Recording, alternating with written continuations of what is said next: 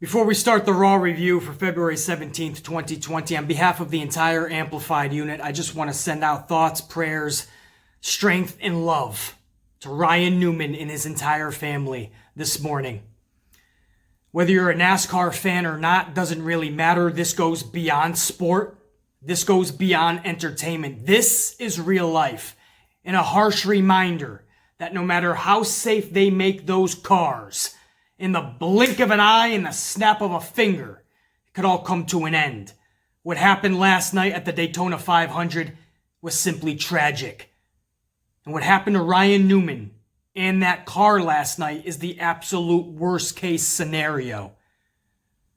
To go 200 miles an hour dead on into the wall, completely get turned upside down, not just land on your roof, but bounce off your roof, completely tumble, and have another car going 200 miles an hour slam right into your driver's side. Catapult you, launch you another over 50 feet where your car finally comes to a stop and then explodes. That's what happened to Ryan Newman in that vehicle last night. Obviously, he was not able to get out of that car on his own accord. Obviously, Ryan Newman was not able to walk away from that crash last night. He was sent to a nearby hospital where we all, it seemed, waited an eternity for any word. But late last night, before we all laid our heads down to rest, we received word that while he is in serious condition, it is not expected to be life-threatening. That is an absolute miracle. In the best news that we possibly could have received. But I, like so many others, will be vividly and probably obsessively be checking for updates throughout the day, because that's something that we never want to see. Same thing with professional wrestlers, from those that are entertaining us, we never want to see it turn tragic. And when something like that happens, we all unite and bond together, and we are there for that person and their family. Even if it's something small, like just saying a nice word, praying, our thoughts being with them. Sometimes it's the little things. Build that support that is needed. So to Ryan Newman again, on behalf of the entire Amplified unit, not just thoughts and prayers, but strength and our love is with you and your family. Now for Monday Night Raw, February 17th, 2020, this had something really epic happen last night that I loved, and it had something that I absolutely can't stand and frustrated me to the point where after Raw went off the air, I had to film a 10-minute rant. And you guys are going to see that. Probably not even going to have to wait to the end. Because what we saw in that main event last night is unacceptable to the highest degree, to the utmost level. Unacceptable to the point, off camera, audio only, I had to film a 10-minute rant. I wasn't concerned with setting up cameras or lighting. I just needed to film my thoughts at that moment. So it is off camera, it's audio only, but you guys are gonna get my thoughts right when Raw went off the air, how frustrated I was with that main event.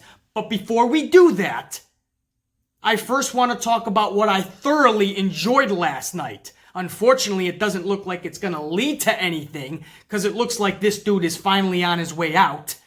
Unfortunately, we love Matt Hardy. But if you thought last week was goodbye, what the hell was this? And of course, the one thing I liked last night, I already spoiled it, Matt Hardy, Randy Orton. Right from the jump, it was the very first thing on the show. They dedicated nearly a half an hour to this segment, and I'm glad they did. Let it breathe. Build that suspense. Make it as dramatic as possible, because a segment like this deserves such. Now let me just set this up for you guys. Last week was supposed to be it. For those of you that don't know what's going on behind the scenes, Matt Hardy's contract ends on March 1st. That's it. He did not resign, or at least up till last week he did not. And the talks between him and AEW were obviously evident, right? You kind of knew he was going. Whether he was going to be with the Dark Order or not, doesn't matter. That was going to be his next move.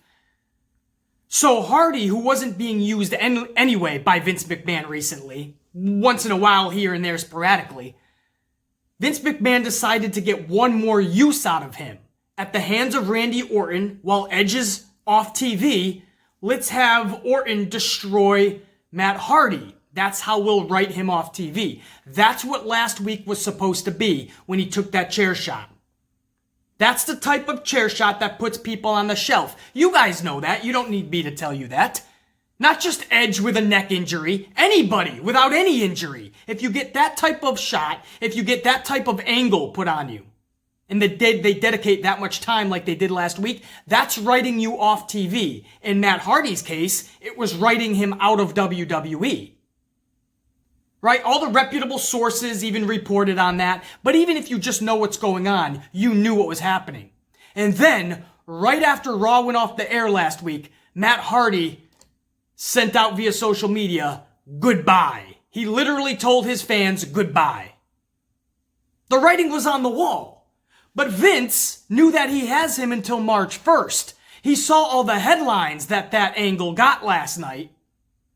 So he said, you know what? Let's keep this going. Let's destroy Matt Hardy even more. We could do so much more now that we know we have people's attention. Maybe he got angered that after that happened last week, Hardy went on social media and said goodbye. Like he wasn't really hurt. Maybe that pissed off Vince McMahon. Who knows? But Vince McMahon had Matt Hardy go out there last night with a neck brace and take an even bigger, an even badder beating at the hands of Randy Orton. And I gotta admit, as a fan, it was awesome. I just wish it led to something with Matt Hardy. But it looks like he's just on his way out. Or is this a contract re-signing? Did Vince McMahon come to Matt Hardy, see the headlines last week and say, hey, we ain't letting you go. What do you need? What do you want? We're going to give it to you. Did Matt Hardy, or is he going to re-sign with WWE? And this is writing him off for a while, and then he comes back and does an angle with Orton. Possible. You can't rule anything out yet. Because Hardy has not officially signed an AEW contract. So you never know what Vince McMahon could pull out. But if this was Vince McMahon's way to punish Matt Hardy more for saying goodbye after that angle last week, or just embarrass him more on his way out, it's just gonna backfire. It's just giving Matt Hardy more momentum because we're all talking about this awesome angle last night. And it's not just Randy Orton that we're talking about Matt Hardy. You're just giving him more ammo when he goes to AEW. But I just wanted to give you guys some backstory. Last week was supposed to be it with Matt Hardy. It went so well that Vince McMahon cannot resist. When something goes really good, he's got to keep giving it to you. So he paraded Matt Hardy out there last night yet again, but this time they raised the stakes. So what do I mean? It was supposed to be a no-holds-barred match. And I told you guys in one of my recent videos when I heard the announcement that that's what they were going with, I said this makes zero sense. They do that shot to Edge and he's off TV for weeks.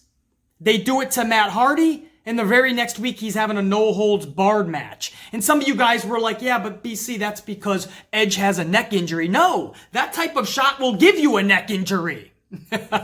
That'll make you not compete anyway. There's no way you will realistically be medically cleared.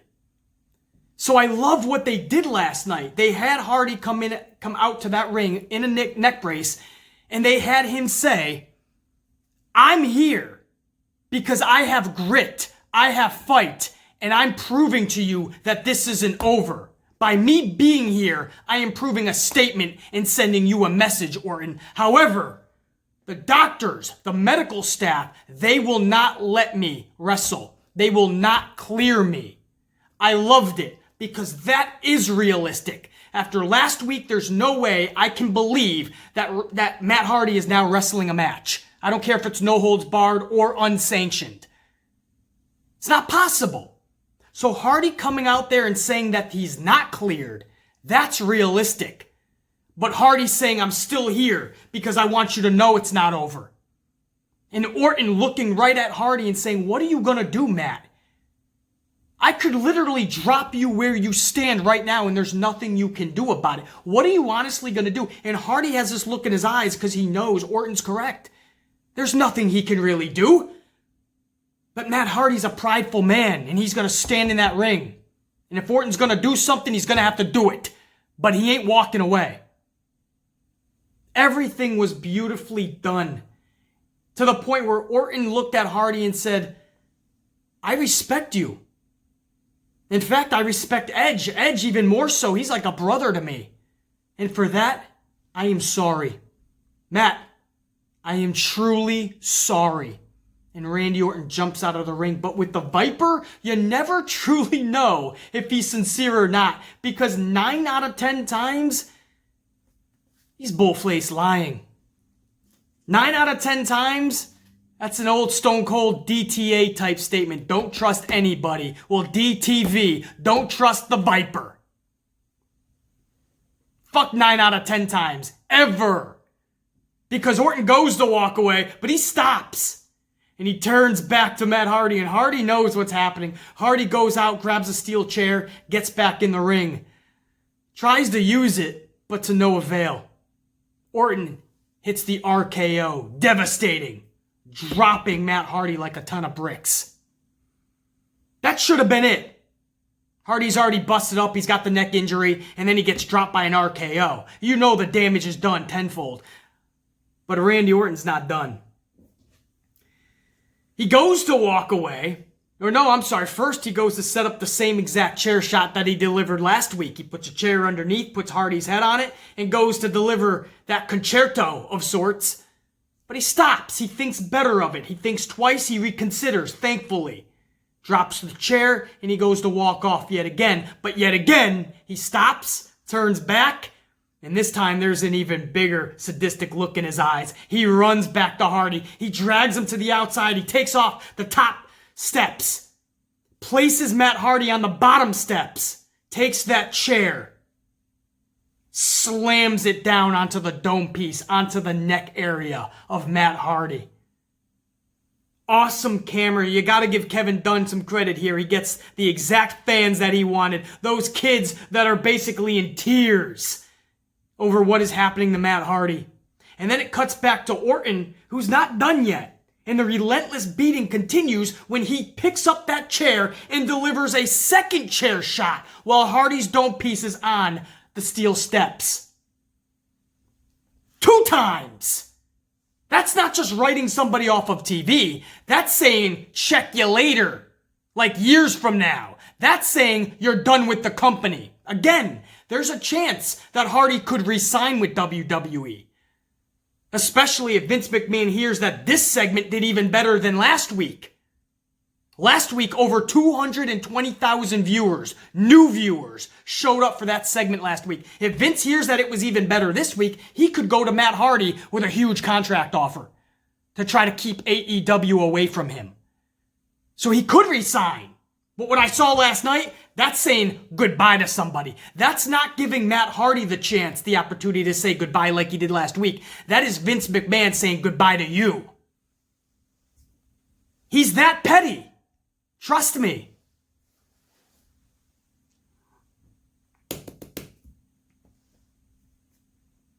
So there's a lot of inner workings going on behind the scenes of this segment. But let's just look at it from a fan's perspective. That was awesome. Those are the type of segments, as I said in last week's video, that I remember. Doesn't matter your age range. In fact, when I was a youngster, a smaller, a littler, youngster amplified boy. These are the type of segments I remember. Macho Man Randy Savage getting bit by the Cobra. Or Earthquake squashing Jake the Snake Roberts' snake, Damien. The funeral parlor with Undertaker. And a list of people. Remember Ultimate Warrior? Remember Ultimate Warrior being stuffed in the coffin? Hulk Hogan getting jumped at the funeral parlor. All of these type of segments you remember as a kid because they let him breathe. It was dramatic. They put thought and creativity into it. They were huge angles, huge segments. You can never forget them. I was going to say if I'm a youngster, this is something I never forget for all of time, but it doesn't matter your age range. This is something you'll always remember. The night when Matt Hardy got absolutely destroyed by Randy Orton. These are the type of segments we don't see that often anymore in pro wrestling. And that's a shame, because these are the type of segments that catapult storylines and feuds. Thankfully, it's going to do that with Edge and Orton. And they're using Matt Hardy as a little bit of a bridge while Edge is out and off of TV. But I like to see more of this type of stuff with actual feuds going forward. We just don't see it enough. But that was just an awesome segment. And I wouldn't say I had high hopes for Raw after that, because Raw has not earned the benefit of the doubt over the years. But I would say that they started off so good that first half an hour. I was honestly thinking it's the road to WrestleMania. Maybe they are putting extra thought, extra creativity into this. We would soon find out over the next couple of hours with the filler that they gave us that it was absolute garbage. And the main event was even worse. How bad was that main event? Well, I filmed right after Raw went off the air. I filmed a almost 10-minute rant that I'm going to play for you guys now. It was off camera, audio only, but I felt like I had to do it right when Raw went off the air. So I'm going to let you guys listen to that now. Then we're going to come back in this format on camera, and I'm going to go over the rest of the 2-hour filler that they gave us last night. So first I want to take you to the main event review. Again, I filmed this right after Raw went off the air, audio only. Check it out. How many times do we have to see the same wrestlers in the ring together doing the same exact thing before your own sheep, Vince?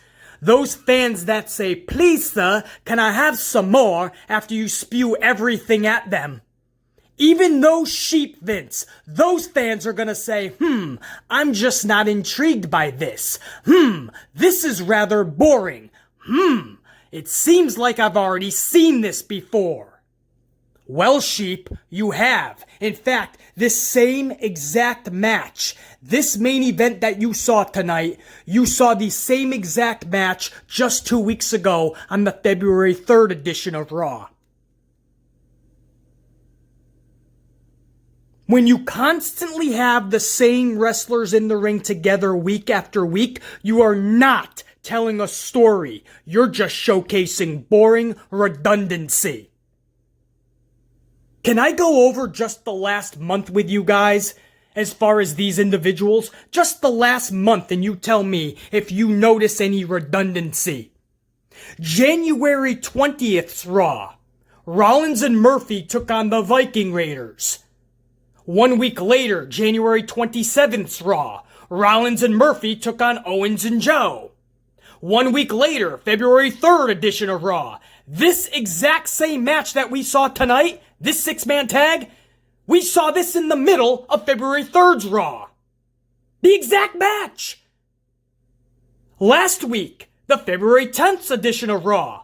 All 8 of them were in the ring. Rollins, Murphy, and the AOP versus Joe, Owens, and the Raiders. An 8-man schmaz.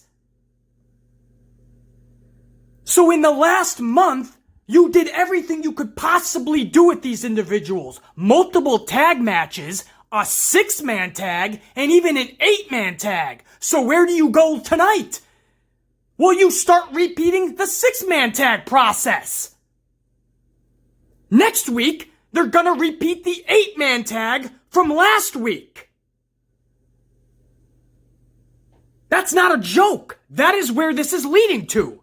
They're just taking their matches and repeating them. So I ask, where is the story that is being told? If you want me to believe or be intrigued by anything that has to do with Rollins, Owens, Joe, Murphy, you have to give me a reason. Having them go out there every single week and just putting on matches together is not intriguing us for anything. All it's doing is it's making us go, okay, we've seen this a million times. It's no longer a feud if you're just going out there and wrestling a match every week. That's not a feud. That becomes a hobby at that point. All Owens is doing now, his new hobby is taking on the Architects of Pain.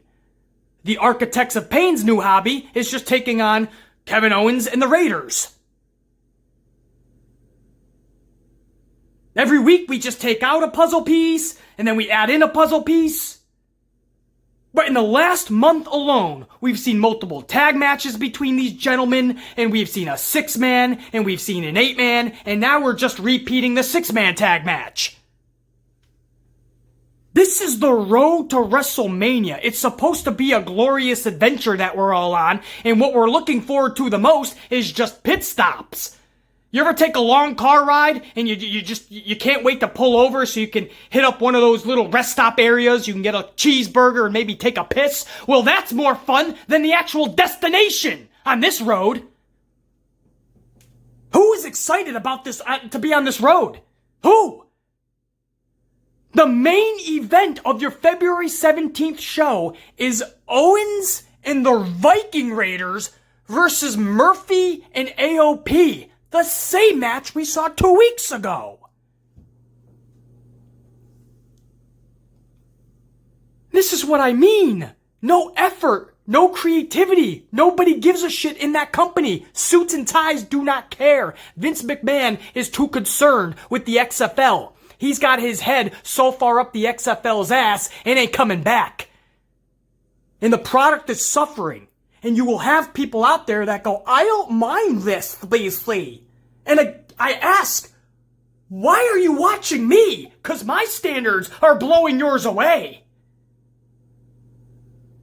If you're happy about what you saw last night and the week before and the week before and the week before, you're happy, you're enthralled that you're seeing the same thing over and over, but just slightly different here and there, but no story is actually being progressed. If you're happy with that, then don't watch these reviews, because you ain't gonna be happy with the Amplify Man.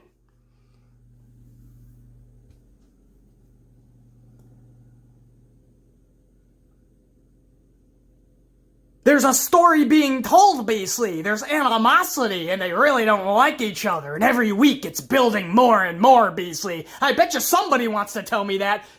Get out of here! You get 0 of my attention. Are you kidding me? You're that easily amused? That's a storyline to you? Them wrestling every week? Well, basically, there was a sermon earlier in the night, and that set it up, basically. Yeah, riveting. I couldn't hold my excitement after that sermon. Well, now I need to see the same exact match I saw 2 weeks ago after that sermon. I cannot tell you how frustrated I am right now at the lack of care. The lack of care when a wrestling fan, when somebody like the Amplify Man cares more, when I have more passion for this business, for that company, than the actual suits and ties, than the actual owner of the company, we have an issue. Why am I caring more than the actual owner? I'll tell you why. Because I see the potential that this billion-dollar company has. I know what pro wrestling is, what it should be, and what it still could be to this day. I know the potential that WWE has because I've seen it in the past. And I know the roster that they have right now and what they are capable of. Nobody gives a shit in that company. How are we seeing that match as the main event? 3 hours of television, 3 hours of one program, and what do we get as a reward? If you watched it all, you get the same shit we've been seeing. You'll get the same shit and you'll like it.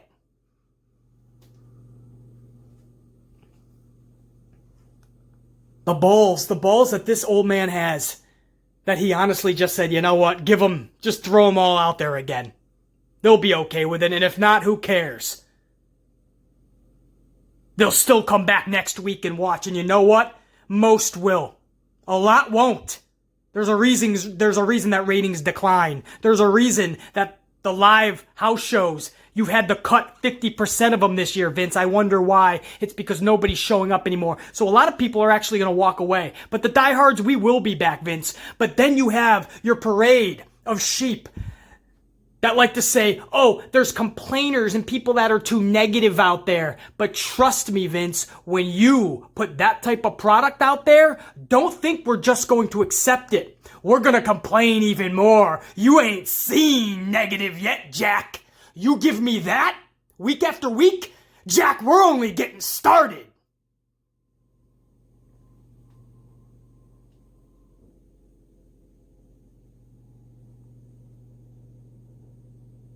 You say, oh, they'll be back anyway, whether they enjoyed it or not. They'll watch next week. And then when we complain, we bitch and we're negative. We're being too harsh. The wrestlers start taking to social media and saying we're being too negative, we're being harsh. Why don't you look at the old man, your boss, and tell him he's the reason for it? Because anybody that is okay with that main event last night on the road to WrestleMania,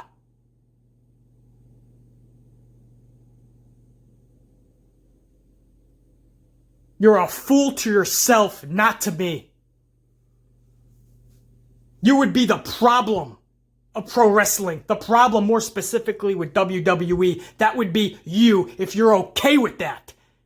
Raise your standards, please. I'm asking you to do that.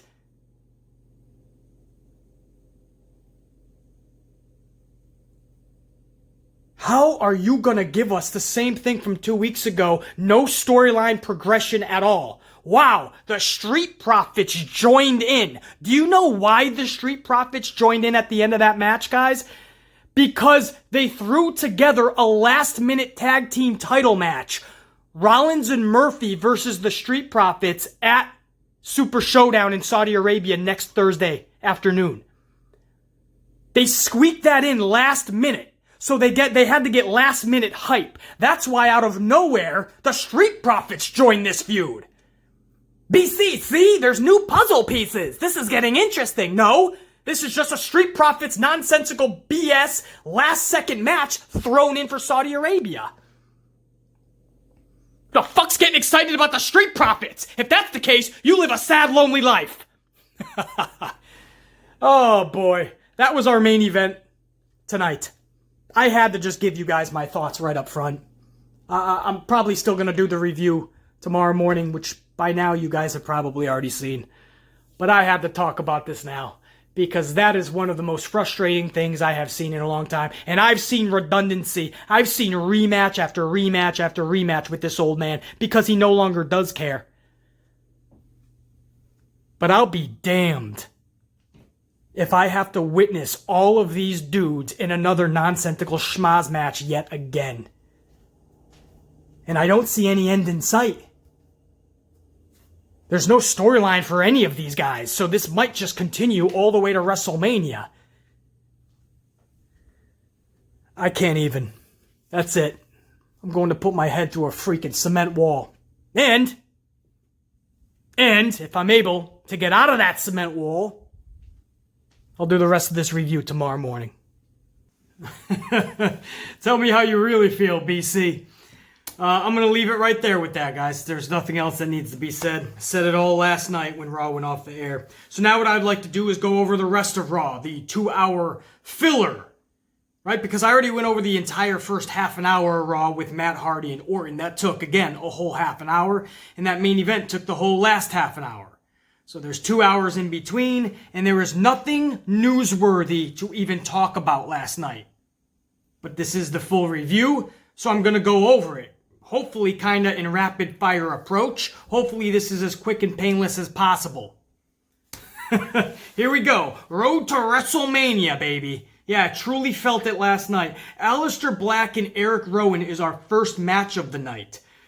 For the past couple weeks, Black has been running through individuals in roughly 90 seconds, but that ended last night when his match with Rowan went nearly 10 minutes long. Black does pick up the W, obviously, and that is what should have happened, but Rowan didn't necessarily look weak, because it took not one, but two Black masses to put Rowan down. And we know how devastating that black mass is. So even in defeat, Rowan did still take a little bit of strength, walked away with a little bit of chutzpah, walked away with his head held high. I think so anyway. It's just rough when you put these two together because for weeks they've been having Aleister run through individuals. For weeks they've been having Eric Rowan run through individuals. And then all of a sudden Vince is like, let's put them together. So all of that building up was for what? You put him in a scenario where one dude now has to lose. Common sense and logic. And when it's not there, that's what frustrates me. At least it took 2 black masses, though. And Eric Rowan is a dude that I would believe, realistically, would need 2 black masses to be sat on his ass. Moving on. The hour number 1 actually ended with Charlotte Flair. She cut a promo, and I gotta be honest.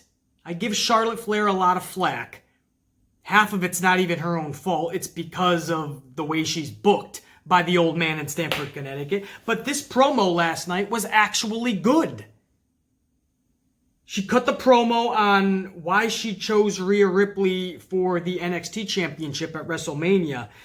Listen, I say it was good because we all know the real reason that Charlotte Flair is taking on Rhea Ripley for the NXT Championship at WrestleMania. We know the real reason behind the scenes. And that's because the old man in Stamford, Connecticut backed himself into a corner. He found himself in a pickle because he was too stubborn to do the right thing. All that needed to be done was the original plan. Shayna Baszler wins the Royal Rumble, chooses Becky Lynch, and we're on a fun adventure to get to WrestleMania between Lynch and Shayna. But no, he muddies that. He blurs those lines. Now we have something weird going on with Becky and Shayna where they're already setting up their feud, but it's not technically a match yet until Shayna wins the Elimination Chamber. It's weird. But Vince had to have Charlotte Flair in a big title match at WrestleMania, so he calls the audible and Charlotte Flair wins the Royal Rumble for no reason. Well, you're not going to have Charlotte Flair and Becky Lynch for the millionth time. You're not going to have Charlotte Flair and Bayley for the 947th time. So he backed himself into a corner. So he's like, what about NXT? What about that Rhea lady? Yeah, let's put her in there with Charlotte. Poor Triple H is probably like Vince. And Triple H went on record. In the last 48 hours, Triple H said that was entirely Vince McMahon's idea for Charlotte and Rhea. I'm not surprised. Poor Triple H is probably like, Vince, please do not have Charlotte take that championship from Rhea. I'm trying to build something here, Vince. And Vince is like, no, I need Charlotte to win a title. It's WrestleMania. Anyway, that's the real reason we're getting Rhea and Charlotte. Vince could not help himself. He had to put Charlotte into a big title match at WrestleMania. He had to have Charlotte win the Rumble. And then afterwards, everyone's like, what do we do now?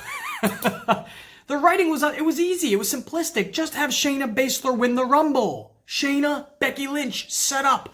Badass match at WrestleMania. Nobody gave a fuck about Charlotte Flair winning the Rumble. Nobody gives a shit about Charlotte Flair going into WrestleMania in a title match. Except one person, Vince McMahon. Oh. Where was I going with that? Oh yeah, so that's the real reason, right? But I say this was a good promo by Charlotte because the storyline reason she gave is as best as she could. If you hate Charlotte Flair's promo last night, blame the booking of it. Blame the spot and the position that they put her in. As far as Charlotte, she said exactly what she needed to say. The only realistic reason that she would pick the NXT Championship. Charlotte said it's because they busted their asses, blood, sweat, and tears to put NXT on the map, her class. And then you have this class that is just entitled. They think they deserve the world and that they're owed the world. In fact, Rhea shows up to her brand, gets in Charlotte's face, and holds up her gold in a disrespectful way. And Charlotte says it's on her now to teach them respect. I like it. It's the only storyline reason you could possibly give as to why Charlotte would not pick the Raw or SmackDown championship. Why would she go for an NXT championship? It makes 0 sense. It's the best reason she could have given. And she did it beautifully, I felt. So that's what I mean. People think I just bash people just to bash. No. If you're being booked correctly and you're putting in your 100%, you're going to get praise from me. Unfortunately, I don't see enough of that in this company. I didn't mind that Charlotte Flair promo last night. Hour number 2, we kick off with a triple threat match for the 24/7 title. This is a glorious one here. Riddick Moss versus R-Truth versus Mojo Rawley. The entire thing lasted maybe 3 minutes. Moss rolls up Mojo for the win and retains his 24/7 championship. That's right. That all-important fruit roll-up. You could have a 45-minute match. You can get DDT'd 17 times, a tombstone. You can get powerbombed through 4 tables. You can get 17 chair shots. You can kick out of every pinfall. But when somebody rolls you up in WWE, well, that's it. You can't get your shoulder up out of a roll-up. Mojo takes the loss. His former buddy Moss picks up the W. What do you want me to talk about? Let's move on. Drew McIntyre hits the ring next and informs Brock Lesnar that Suplex City is located in Claymore Country. This brings out Paul Heyman, who teases that Lesnar is in the arena, but of course he's not. And this draws Paul even more heat than he already was getting. After some back and forth between Drew and Paul, Heyman then brings out MVP, who has unfinished business with McIntyre after what transpired last week. You guys remember Drew Claymore kicked MVP over his VIP lounge couch. I actually like that segment. So I'm thinking, okay, this is a natural progression. MVP versus Drew. This should just be a little squash warm-up match for Drew, and that's exactly what this was. The entire match was only 2 minutes long, and Drew Claymore's MVP and then calls it a night. Now, don't worry, MVP fans. This isn't the last you've seen of him. He may be on TV a few more times as well, but he's not going anywhere. He actually just signed a WWE contract as a producer. So MVP is going to stay with WWE behind the scenes, and you can bet your ass he's probably going to be in a lot of segments going forward as well. So no harm, no foul with MVP. And this really was to pump up McIntyre's status while Brock Lesnar is gone. They inserted Paul Heyman a little bit just so you remember Brock Lesnar, because we still are a little bit ways away from Mania. I didn't mind this one at all. Again, newsworthy? Absolutely not. But aside from Hardy and Orton last night, there was no newsworthy topics last night. Becky Lynch is out next. She empties a paper bag of money. I saw like a bunch of dollar bills, some hundreds, some 20s. Basically to pay any fine that she's going to occur while in this feud with Becky Lynch, because she knows it's going to get nasty. She's probably going to be fined even more. So there's your money. She says, I don't care about the fame. I don't care about the money. Take it all, she says. In fact, I think her quote was, consider this a down payment on violence. So I kind of like that, actually. Baszler then shows up on the Tron, and they have a little bit of a back and forth before Baszler tells Becky Lynch that she's going to beat the living shit out of you. That was her quote. So it got pretty intense, man. They had some good one-liner zingers. Again, newsworthy for Baszler and Becky? Did it do anything to progress this in an intriguing way that we care about? Absolutely not. But it didn't do anything to hurt it either. You know, you don't want too much physicality this far away from Mania. So Baszler up on the Tron, Becky's in the ring, having a little bit of back and forth. I'm okay with that. So, I don't know. I guess no harm, no foul sitch, right? Rusev returns to WWE yet again after his latest reported dispute with the old man in Stamford, Connecticut. Still doesn't look happy at all. I don't blame him.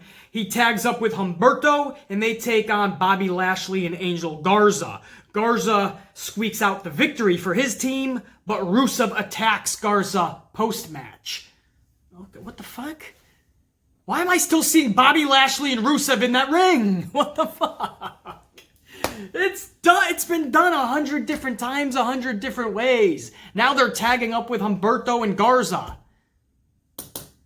And don't forget, Garza and Humberto is one of those feuds, storylines that I'm actually into. They've actually been getting semi-creative with those two. This week, they just took the week off. They just didn't care this week. Oh, let's just tag them up with Rusev and Bobby Lashley. Let's just put them all out there. I don't want to hurt my head today by overthinking this. I don't want to get creative this week with anybody. Fuck, I was actually enjoying Garza and Humberto. Last night, they're just out there with Rusev and Lashley. What is that supposed to do? There's probably somebody out there watching this video. I don't know why. I mean, we have two totally differences in opinion here, but there's probably somebody going, I enjoyed it, BC. But what did you enjoy? The wrestling match? Because it wasn't actually a good wrestling match. Were you intrigued by the concept? Because there was nothing intriguing. That's not even opinion. That's just fact. I enjoyed it, BC. Well, I don't know how you're watching this. You can't be enjoying this review then, because I'm the totally opposite of how you're thinking. This tag match was repulsive. Not as repulsive as the main event, but repulsive nonetheless. Our number 2 comes to a close, thankfully. We can't get this shit done fast enough. With Kairi Sane defeating Natalya. At least Kairi won the match. There was 100 times in this match I was thinking, if Vince McMahon has Natalya win this match, and she is a tag team champion, Kairi is, I'm literally finding the nearest cement wall and dive bombing headfirst. Thankfully, Kairi Sane defeated Natalya, but it couldn't be a decisive pinfall victory. Oh no, Vince couldn't have that. On the outside, Asuka kicks Natty upside her dome piece, and that ends up being a count out. So Kairi wins via count out, because Lord forbid if we make our tag team champions look strong. Can't have that. Has to be a count out win.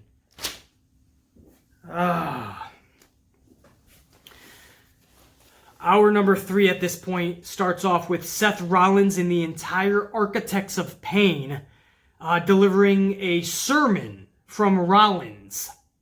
The Messiah. This Messiah thing is just... I am so over this Messiah thing. At the jump, there was some potential it could have been something. Now it's just annoying. Every time I hear the word Messiah now, I just get annoyed. So Seth Rollins is this Messiah giving a sermon. I'm super annoyed from the jump. They're going to have to really captivate me extra in this. Did they do that? Absolutely not. All it was a promo. It was just a promo that was talking about follow us, come with us. If you go against us, we're gonna beat you up.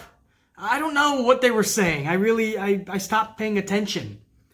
The Viking Raiders hit the ring. They battle AOP. Up at the top of the ramp where Rollins ran away, Owens is there and delivers a KO stunner. Wow! This is crazy! What a fun Monday Night Raw. You guys see Rollins get KO stunnered?